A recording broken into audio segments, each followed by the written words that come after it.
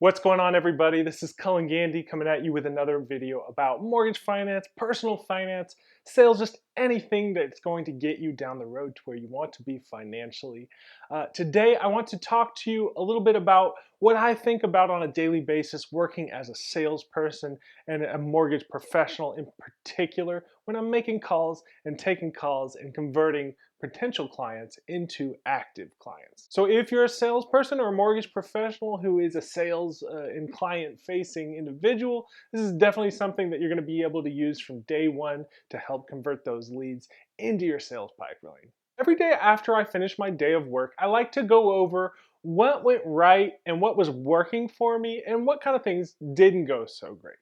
And sometimes I think the things that don't work as well are pretty obvious to you, but actually it can be more difficult to find out the exact particular things that you did during a sales call or perhaps in a sales consultation that really worked to your advantage. One way to really pick out what is working for you on your sales calls and in your sales meetings is if you have any call recordings that your company makes during the course of the day. It's really good to, at the end of the day, go over those and see what things went right and what things went wrong based on, if you got the converted lead or not. So if you convert somebody on a cold call to lock in a rate that day, something's working out for you. And coming from an artist background, it's really important to go over and rehearse what those things are so that you can duplicate it. Today, I made several calls and converted several leads. And the two things I want to talk about today have to do with my particular sales techniques that I've sort of honed,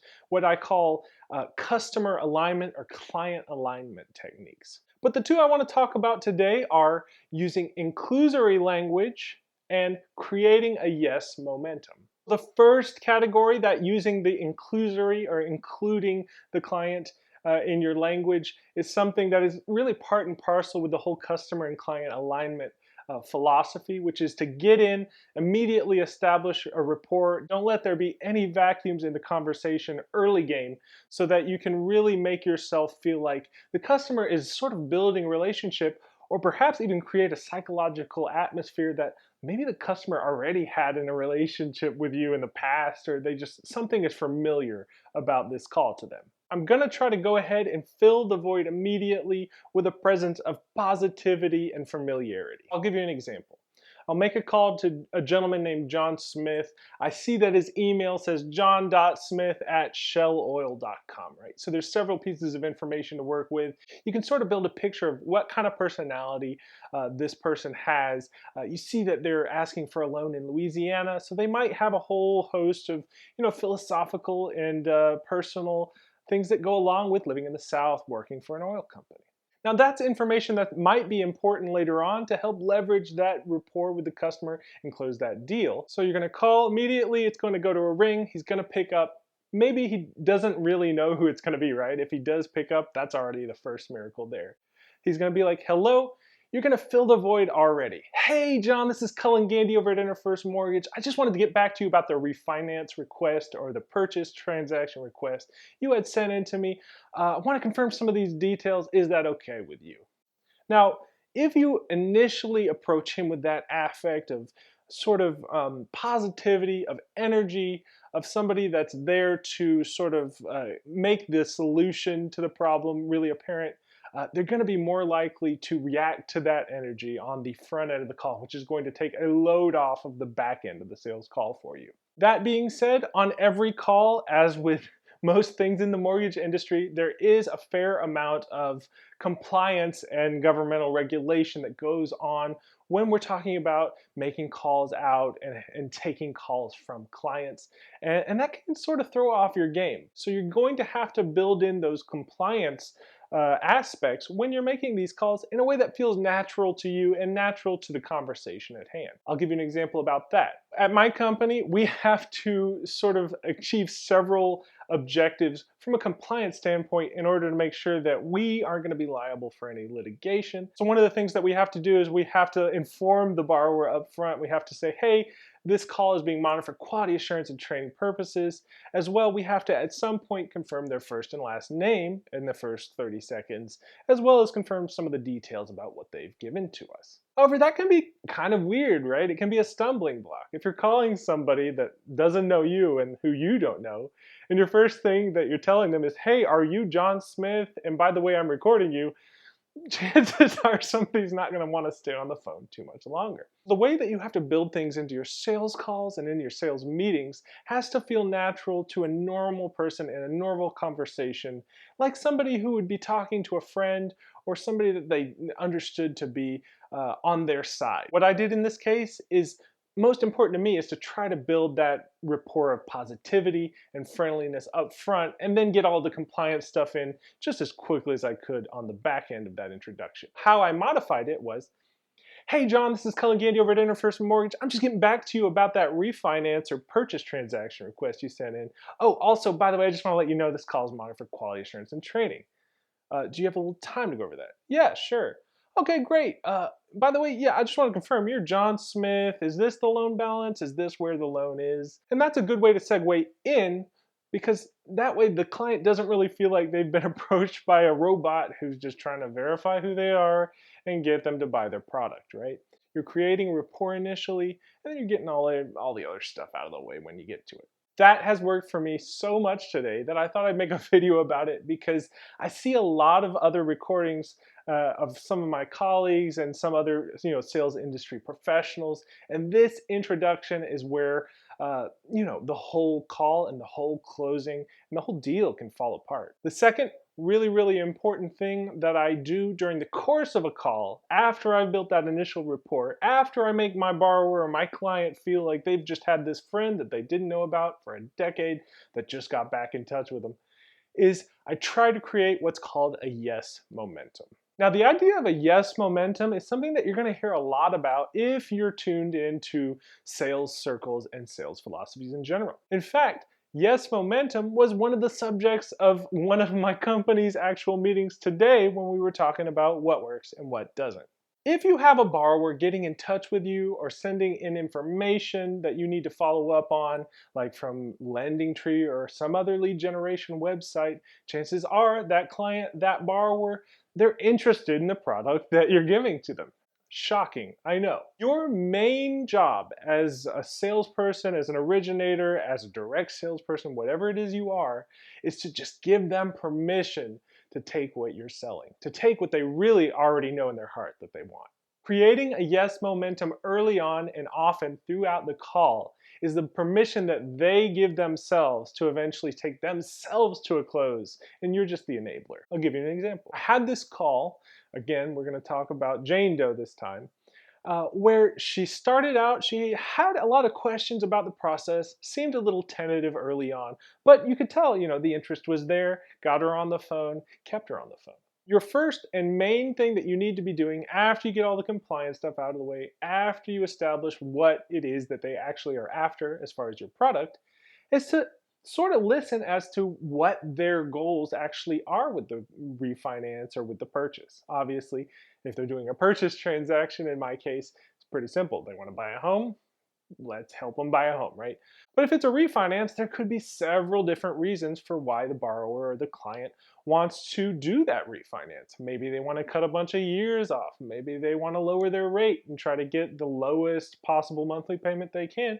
Or maybe they want to pull out some cash from the equity of their home and buy a yacht or whatever it is that they want to do. Your main reason, again, is just to be a vessel for yes, for affirmation, for reinforcing the want or the need in them to execute on this deal. In this scenario where I'm talking to Jane, I'm listening to her details. She wants to essentially lower her monthly payment so much that it's going to be meaningful and what's called a net tangible benefit, or like a real benefit that they're going to see right away after the refinance. The most natural choice for this obviously would be the longest term, right? The 30-year traditional mortgage. So that's what I recommended to her. I said, this was our rate for the 30-year traditional mortgage. This was our APR, and since we have no costs associated with the lending or the origination fees, the APR is one of the selling points of our industry. The next thing is creating this yes momentum, right?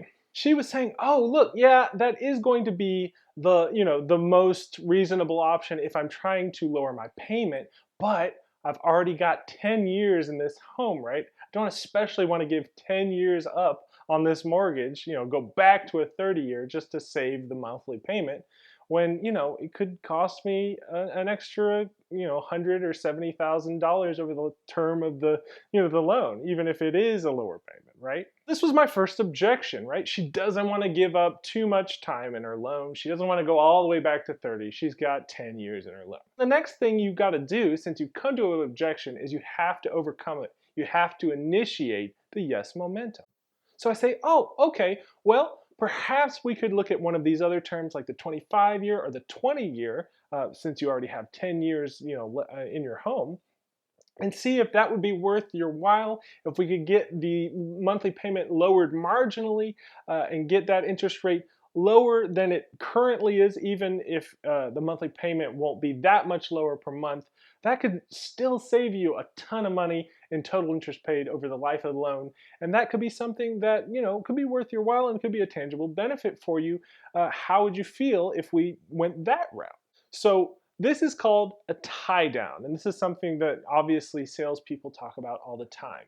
You're trying to fish out what they think of certain suggestions so that you can sort of weasel your way in. I guess weasel's kind of negative, right? But I mean, we're weaseling, right? I mean, we're trying to get in to a crevice where we know that there's some room to grow, right? In this case, giving up 5 years seemed worth it for her. She said, the 25-year, the rate looks really good. I'm still saving a ton on my monthly payment and principal and interest.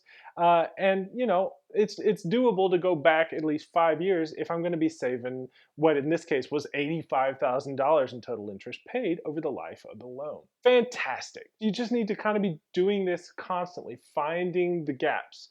And if you can, creating more yes momentum. Every time you come to a no, you need to divert it to where you can get the loan to close. The next thing that she was objecting about is, we don't have any lender fees, but we do have the third party fees and at this point she didn't know about the appraisal. So there's a selling point about the appraisal. Well, yeah, maybe we could get it waived for you if we get you to apply for this loan. Another thing was she said, "Oh, this appraisal seems a little bit more expensive than other ones that have been quoted." I'm like, "Hey, look, if we can get you into this loan and no lender fees, which is not something that a lot of other companies, offer, I mean, if you're spending a couple $100, you can subtract that from the $85,000 over the life of the loan and call it a wash, right?" That is one way to sort of create that yes momentum. After you give an assertion, check in with them. Does that sound fair enough? Does that sound good? Oftentimes, the worst case scenario is they'll be like, "Yeah, fair enough." But usually they're like, "Oh, I guess I didn't think about it like that." Another thing I encountered was somebody who was really, really sheepish about getting their credit pulled from the application. He's like, "Oh man, I've been shopping around for mortgages. It's been 2 weeks since the last time I, pulled my credit. So this is going to count as a hard pull against my credit. And I got 765. I love the terms. I love the rate, but I'm not crazy about getting a hard pull. Can you just do a soft pull and get this thing going?" Obviously, no. For compliance sake, I can't do that. But you come back at them. If you enjoy these rates, if you enjoy these terms, why not get this thing going? Let us pull your credit. Let us present you with our terms and our loan estimate. And then 15 years down the line, when you've saved $75,000, I guarantee you're not going to look back on this day and think, "Gosh, I really wish I didn't pull my credit that one day and send it to 755 that one time." But sometimes creating that yes momentum can just create a psychological atmosphere towards the closing itself, even if it doesn't have anything to do with the terms that you're talking about. Creating an atmosphere that is friendly, that is inclusive, using we, using our, aligning yourself with the client instead of across the table from the client, by just making jokes or referring to things that you have in common, getting that sort of response from them. That could be something that moves them, closer to the finish line, maybe just as much as anything else, especially if you don't have that much of a differential between what you're selling and what somebody else is selling. In fact, oftentimes I've won many of my deals that I've won if there's not a lot of differential in what other people are offering, just by my own personality, my own propensity to follow up with people. So always find the gaps, always fill the voids for people, and give them the permission that they need uh, to get to the level where they're comfortable filling out the application and eventually getting into your sales pipeline. Those are a couple of things that I used today that I just wanted to sort of tell you guys about. I know that a lot of the folks watching my channel are in the mortgage industry and the sales industry in general. So use those and let me know if some of those things work for you in the comments below. Also, I just hit 100 subscribers, which not a huge milestone, but I'm very, very thankful to have that and have folks like you watching my channel and giving me feedback. It means the world. And of course, if you like educational and informational content like this, go ahead and hit that like button. I love to see it. As well, subscribe and hit the notification bell. I'd love to see you back here in future videos. Thanks so much. Take care, guys. Ciao.